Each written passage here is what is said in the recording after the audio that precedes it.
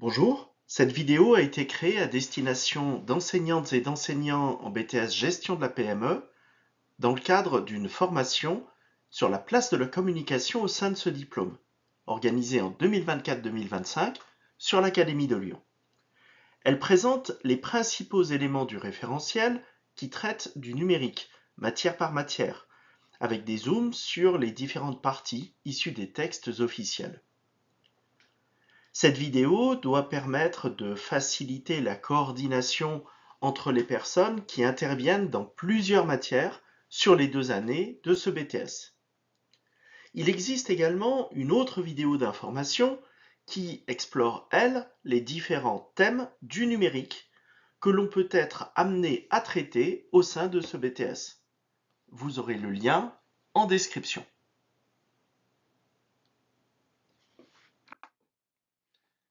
Alors, si on fait le panorama de l'ensemble des points des référentiels, le référentiel de certification, mais aussi le référentiel de formation et également le référentiel dans la culture économique, juridique et managériale, puis la certification PIX, eh bien vous voyez qu'on aboutit à quelque chose d'assez complexe. Et donc, je vous propose de le traiter point par point. Alors, premier point de détail sur la communication. Donc la communication, bien sûr, aborde les questions numériques à travers un certain nombre de savoirs, parmi lesquels, bien entendu, le savoir 5.4, qui est intitulé Communication digitale.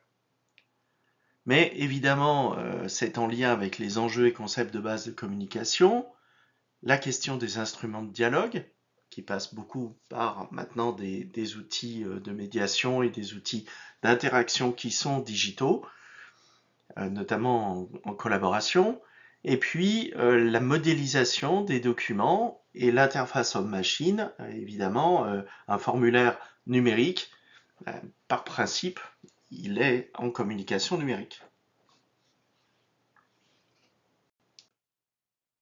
Alors voici le texte qui est issu du référentiel de formation et qui concerne la communication digitale, le savoir 5.4, et qui doit guider les enseignants de communication dans ce domaine.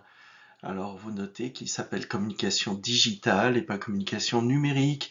Il y a un grand débat sur la terminologie entre digital et numérique et l'aspect marketing de l'appellation digitale, même si certains y voient une version moins technique que la partie numérique qui serait réservée aux parties plus techniques et logicielles. Alors bien entendu, on est dans un écosystème numérique et cette communication digitale ou numérique peut intégrer des images et derrière, l'idée c'est de l'inscrire dans une stratégie globale de communication à mener sur le web, sur les réseaux sociaux, sur des terminaux mobiles.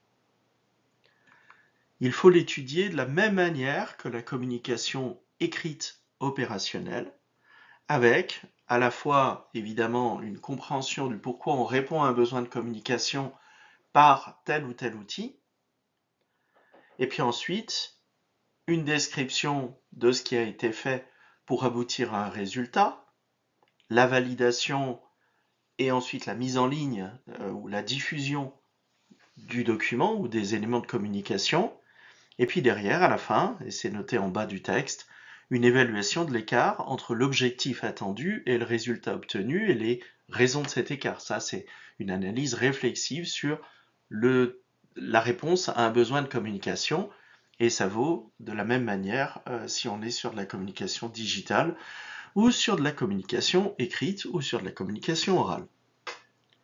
Alors au niveau de la communication digitale, du numérique, les outils sont variés et nombreux, et le texte va en citer un certain nombre. Par exemple, on va parler de technologie web avec l'utilisation d'un CMS.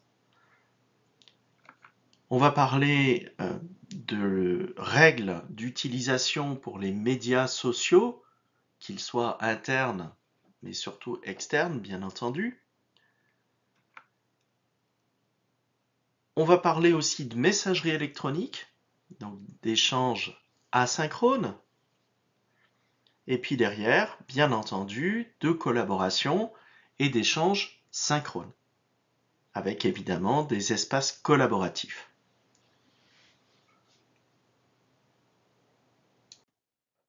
Maintenant, un zoom sur le domaine professionnel numéro 1, gestion des relations avec les clients et les fournisseurs de la PME.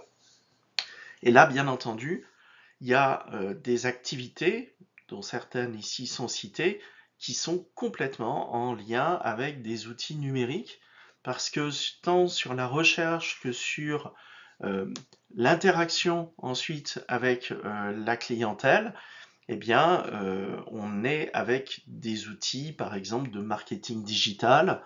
Même chose aussi au niveau de nos relations avec nos fournisseurs. Ça marche aussi sur la veille pour pouvoir arriver à trouver des partenaires et comparer les offres.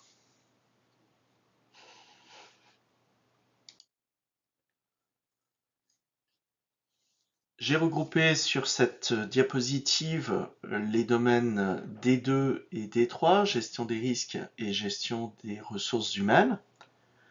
Alors j'aurais pu mettre plus d'activités dans ces deux domaines-là, mais j'ai mis les principales qui sont en lien avec des aspects de numérique.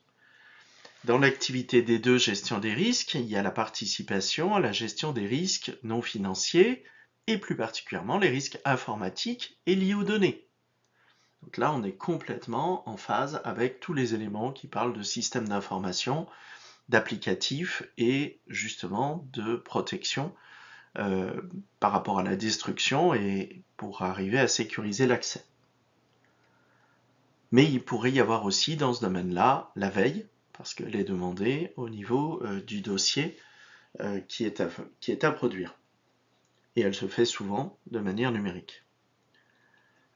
Quant à la gestion des RH, là aussi, on aurait pu prendre plus d'exemples, mais je me suis limité aux aspects de contribution à la cohésion interne de la PME pour pouvoir pointer le fait qu'en interne dans une entreprise, on a souvent des réseaux qui permettent de maintenir le lien, soit par des échanges aussi asynchrones avec des mails, mais aussi des réseaux maintenant qui permettent de travailler en mode projet et de faire du collaboratif. Mais on aurait pu citer aussi sur la gestion des RH tous les aspects de recrutement qui utilisent aussi beaucoup d'éléments numériques. Alors maintenant, le gros morceau, le domaine D4, soutenir le fonctionnement et le développement de la PME, 7 activités, beaucoup d'heures en première et en deuxième année, et parmi celles-ci, pas mal qui concernent le numérique. Évidemment, l'activité 4.1 qui est en bas, contribution à la qualité du système d'information de la PME. Alors, tout ce qui est système d'information et information dans l'entreprise n'est évidemment pas que numérique. Il y avait évidemment de l'information avant le numérique et il y avait bien de la circulation d'informations et du stockage d'informations avant et ça existe toujours, mais bien entendu maintenant il y a quand même beaucoup de choses qui sont simplifiées et unifiées au niveau du numérique. Ensuite, il y a l'activité 4.3, participation au développement commercial. Alors, pour ce qui est du développement commercial, il y a des aspects de veille, il y a des aspects d'analyse du marché, de comparaison, de benchmarking, il y a des aspects ensuite de positionnement de l'entreprise, il y a des aspects de fidélisation. Tout ça, ça fait appel à des techniques qui sont en lien avec du marketing digital ou des techniques de recherche qui utilisent beaucoup l'internet et les réseaux sociaux. Donc évidemment, on est en partie sur des aspects numériques, même si ce n'est pas le seul aspect. Et puis, bien entendu, l'activité 4.4, c'est de la communication globale. Alors, on peut s'interroger de savoir pourquoi c'est dans un domaine professionnel et pas en communication, parce que c'est assez difficile de parler de communication sans ces aspects-là de communication globale et vice-versa. Mais quoi qu'il en soit, Il y a une partie qui est mise en gras ici, qui s'appelle suivi de l'identité numérique. Là encore, c'est une manière d'arriver à mettre en avant de manière spécifique des choses qui sont dans le domaine suivant, c'est-à-dire le contrôle du respect de l'image, parce que l'identité numérique est une partie de l'image de l'entreprise, et ça doit se gérer sur les aspects institutionnels et commerciaux. Là encore, il ne passe pas que par des éléments numériques, mais maintenant le numérique existe beaucoup au niveau institutionnel avec les aspects de visibilité numérique à travers le site de l'entreprise, et puis évidemment sur tous les aspects de communication commerciale, et on pense aussi aux réseaux sociaux, bien entendu. Alors on peut confirmer tous ces éléments en regardant plus en détail ce qui est issu du référentiel de certification sur l'activité 4.4, hein, contribution à la mise en œuvre de la communication, donc la communication globale, et on voit bien qu'on parle de réseaux sociaux, de sites intranet et internet, de l'utilisation d'outils de messagerie, de traitement de texte et de présentation, et évidemment une analyse avec la sélection et l'utilisation adaptée de ces outils, et puis ensuite le fait de produire quelque chose qui soit avec le niveau de qualité qui est exigé, qui n'est pas forcément le même sur du numérique que sur de la communication écrite ou imprimée traditionnelle, mais ça s'analyse à peu près de la même façon. Donc en général, les enseignants de communication font un lien entre les deux, et évidemment, il va falloir faire une bonne coordination avec la personne qui est en charge de l'activité D4. Alors maintenant, un zoom toujours en éco-gestion, mais cette fois en culture économique, juridique et managériale. C'est tout à fait naturel qu'il y ait des thèmes qui parlent du numérique, c'est assez incontournable, et donc il y a le thème 4 et en partie le thème 5, mais on peut retrouver des éléments ailleurs. Le thème 4 est plus particulièrement sur l'impact du numérique sur la vie de l'entreprise. Le thème 5 avec les mutations du travail, il y a forcément des mutations du travail qui sont liées aux pratiques numériques, en particulier je pense au télétravail. Alors voici un peu plus en détail les éléments du thème 4, justement, sur l'impact du numérique. Les questions qui sont posées, c'est comment le numérique va-t-il transformer l'environnement des entreprises? Quels sont les aspects juridiques qui vont répondre aux questions posées par le développement du numérique? Là, évidemment, on pense aux aspects des données personnelles, RGPD, mais pas uniquement.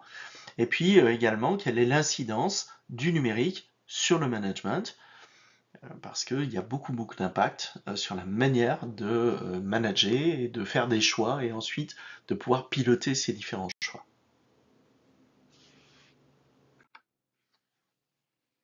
Alors voilà, on a fait à peu près le tour.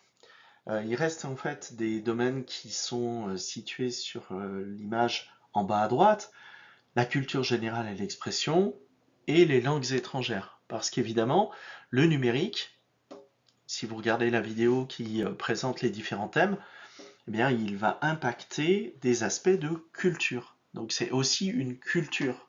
Et parce qu'il y a des pratiques sociales du numérique. Et donc, on peut faire des rapprochements avec les enseignements de culture générale et expression. Et puis, bien sûr, il y a des aspects par rapport aux langues vivantes étrangères, parce que il y a des pratiques du numérique qui peuvent être différentes aussi.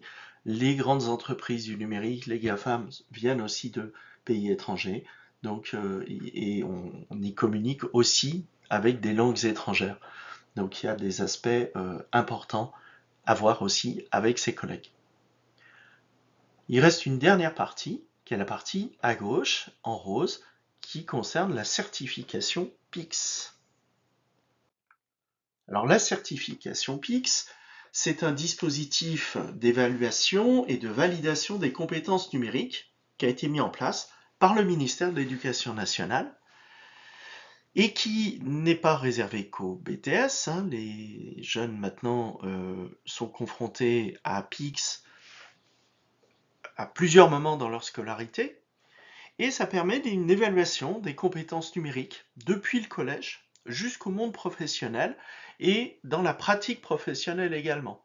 Le référentiel PIX est très bien pensé parce que justement, il permet de s'adapter de connaissances vraiment de base jusqu'à des connaissances très poussées, très avancées. Et en utilisant un référentiel avec des mêmes éléments de comparaison, donc c'est quand même assez pratique. Alors, il se présente sous la forme d'une plateforme en ligne qui permet d'évaluer son niveau, mais aussi d'améliorer ce niveau-là, et puis de certifier ses compétences numériques. Et d'ailleurs, il y a une certification qui doit être passée en deuxième année de BTS. Alors, il y a 8 niveaux globalement dans les différents domaines, débutants ou en quête d'autonomie, autonomie dans le monde numérique, donc c'est le niveau indépendant, un niveau avancé. On espère quand même que nos étudiants ont plutôt un niveau avancé dans pas mal de nos domaines, et puis un niveau expert. Là, on est dans des usages qui sont très spécifiques et la capacité à former. Donc là, on est plus sur le volet des gens qui l'utilisent de manière professionnelle ou éventuellement d'enseignants. Alors vous avez les liens en bas de la diapo par rapport à la plateforme Pix. Il y a une vidéo de présentation qui est très bien faite et qui explique tout cela. Et puis il y a des explications sur Eduxol. Les liens sont en description de la vidéo.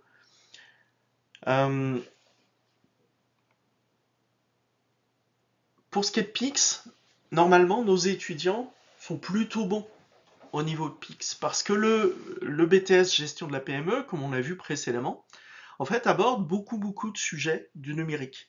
Et donc, vu que nos étudiants sont polyvalents avec une présence très forte du numérique, sur beaucoup des points de la certification PIX, même sans particulièrement leur prévoir des cours spécifiques, eh bien normalement ils sont avancés dans ce domaine-là. Donc là encore, il y a des pratiques qui sont différentes entre les établissements, avec des établissements qui vont rajouter des heures spécifiquement liées à la préparation de la certification, et puis d'autres qui se disent, bah non, normalement, s'ils ont un niveau BTS, normalement, ils vont avoir déjà pas mal pratiqué les choses spontanément dans la manière dont on a travaillé avec eux et dans ce qu'ils ont pu apprendre. Alors maintenant, pour terminer, une revue des différents domaines. Donc il y a un certain nombre de domaines et des thématiques. Donc là encore, vous pourrez les regarder plus en détail, mais le premier point traite des informations et des données, voilà, avec la recherche d'informations et la veille. Donc là, on est complètement dans un sujet qui est beaucoup traité dans ce BTS gestion de la PME. Gérer des données et des documents d'ailleurs, parce qu'il n'y a pas que la question des données à ce niveau-là. Et puis traiter ces données, là encore, nos étudiants font beaucoup de traitement des données. Ils travaillent beaucoup avec des logiciels, soit au niveau d'enquête, soit au niveau de tableur, soit éventuellement avec d'autres, avec le PJ par exemple, où on va faire évidemment du traitement de données. Pour ce qui est de la communication et de la collaboration, là encore, nos étudiants sont normalement assez bien formés. L'idée, c'est comment est-ce qu'on interagit. Donc là, on est sur les questions qui sont plus liées aux aspects de communauté, d'identité numérique, de vie privée, de protection de la vie privée, de code de communication. Donc ça, on partage normalement ce genre de choses avec les jeunes et c'est dans des cours de communication ou des cours qui sont dédiés au numérique. La partie sur le partage et la publication, donc là évidemment on est sur les technologies web ou des réseaux sociaux, donc complètement dans des domaines qui font partie du champ du BTS. La partie de collaboration avec un projet, coproduction de ressources, mise en commun de données. Donc là aussi, on est complètement dans des thématiques que nos jeunes doivent maîtriser normalement plutôt à un bon niveau en sortant du BTS. Et puis s'insérer dans le monde numérique, là on est plus sur des grandes stratégies. Je pense que tout va dépendre en fait de la réflexion et du niveau de réflexion en fait des jeunes. Et il y a peut-être possibilité d'aller un peu plus loin sur cette partie-là, mais de manière très transversale, euh, notamment sur les questions d'IA et d'éthique au niveau du numérique. La partie 3, création de contenu. Alors là, on est un peu moins dans leur domaine. On est dans le domaine quand il s'agit de développer des documents textuels, donc évidemment les questions de charte graphique, de séparation de la forme et du contenu, qui est quand même bien spécifique au contenu numérique, l'édition de documents textuels. Là, normalement, ils maîtrisent ce genre de choses, hein, via notamment des logiciels de traitement de texte, mais ça peut être aussi sur de la création de pages web, où il va y avoir d'autres approches. Développer des documents multimédia. Alors là, on commence à rentrer dans des outils de création. Et là, c'est pas directement les choses qu'ils voient normalement dans notre BTS. C'est des aspects de création d'images, de sons, de vidéos, d'animation. Là, on est moins dans le champ du BTS gestion de la PME. Donc théoriquement, ils seront un peu moins bons dans ces domaines-là. Mais évidemment, ils peuvent aller se spécialiser par la suite, et puis rien n'empêche d'avoir pu développer des choses à ce niveau-là, spécifiquement avec des classes si des enseignants ont les compétences. Adapter les documents à leur finalité. Ah là là, ça c'est complètement le cœur de ce qui doit se faire en communication. Voilà, avec une écriture en fonction d'un public et en fonction d'un contexte. C'est exactement l'idée des fiches d'analyse de situation de communication écrite. Évidemment, ça s'applique sur des documents numériques. Et puis la dernière partie, programmer, ben, on n'a presque pas cette partie-là. On peut dire quand même que le fait d'arriver à enfin, les fonctions d'automatisation de certains de nos logiciels, notamment d'un tableur, peuvent commencer à se rapprocher d'éléments de programmation, mais en fait, c'est quand même très très distant par rapport à des choses euh, qu'on entend dans l'aspect de programmation. Parce que ils vont pouvoir concevoir en fait un processus avec un aspect itératif, avec un certain nombre de tâches et des conditions. Ça, dans la conception, on se rapproche, mais pas dans l'application. C'est pas dans le champ de notre BTS à ce niveau-là. Sur la partie protection et sécurité, pas mal d'éléments qui sont en lien avec le BTS sur la question de gestion des risques. Alors, ils sont plus une approche générale sur quels sont les risques qui sont liés aux données ou au système d'information et les grandes stratégies qui permettent de sécuriser les choses. Après, la mise en œuvre de ces stratégies, là non plus, ce n'est pas directement leur domaine. Mais toutes les thématiques qui sont sur la partie sécuriser l'environnement numérique peuvent être prises normalement dans la partie gestion des risques sur les questions de données. La partie sur la protection des données personnelles et de la vie privée, normalement, on en parle, notamment en CEJM, avec les impacts juridiques à ce niveau-là. Et puis, sur la partie RH, sur protéger la santé, le bien-être et l'environnement. Alors, l'environnement, on n'en a pas parlé, mais évidemment, tout le numérique a un coût écologique. Et derrière, il y a des aspects par rapport à la pratique du numérique. On s'est beaucoup posé la question, notamment là aussi sur des gestions des risques, sur des risques liés au télétravail et à l'isolement. De la même manière qu'on peut se poser des questions sur l'omniprésence du numérique avec le fait de pouvoir être connecté en permanence et à n'importe quelle heure à travers nos applications. Dernier aspect, des aspects d'environnement numérique.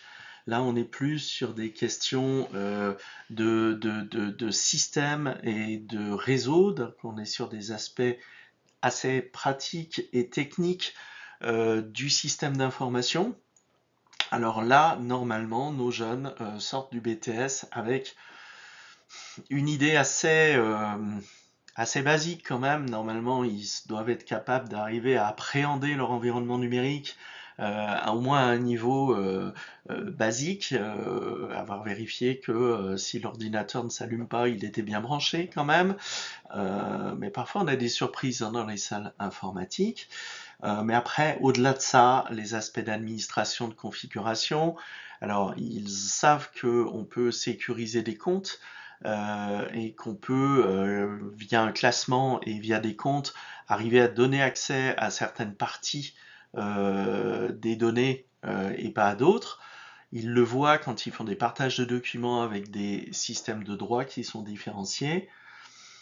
Pour le reste, là aussi, tout va dépendre un petit peu des jeunes et des enseignants parce que ce n'est pas les éléments forcément qui sont les premiers qui sont enseignés, étant donné qu'il y a d'autres choses qui sont quand même très importantes à enseigner, mais ils peuvent tout à fait avoir des bases dans ces domaines. Pour ce qui est de l'environnement numérique, là aussi, là on rentre dans des questions de réseau et des questions qui sont très techniques. Eux peuvent être appelés à comprendre en fait cet environnement technique pour pouvoir ensuite aller faire des recherches de prestataires, de faire des cahiers des charges et d'identifier, de comparer en fait différentes offres et de pouvoir orienter les choses et faire un suivi donc, ils sont pas forcément bons sur l'aspect technique, mais ils doivent avoir quand même une connaissance de cet environnement. Et voilà.